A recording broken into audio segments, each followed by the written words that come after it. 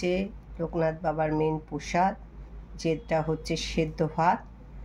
সেদ্ধ ভাতের সাথে অনেক কিছুই আছে।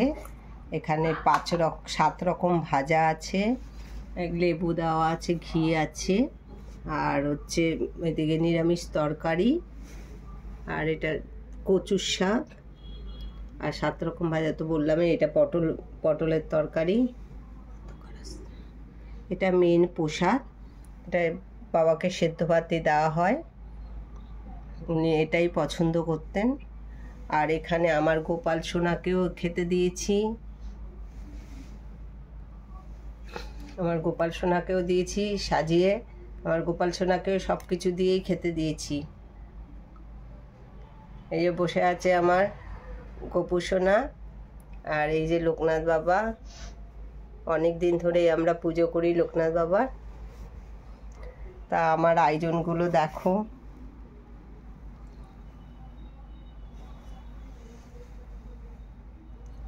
আমার আয়োজনগুলো তোমাদের কেমন লাগলো তোমরা জানাবে। এখানে নিরামিষ তরকারি, এটা লুচি, এখানে পায়েস, পটলের তরকারি, চাটনি, খিচুড়ি, আর এখানে তো ফল আছে, এখানে মিষ্টি আছে। এই হলো আমার ছোট্ট একটু আয়োজন। এই আয়োজনটা তোমাদের কেমন লাগলো কমেন্টে জানাবে। ভালো যদি লাগে লাইক করো,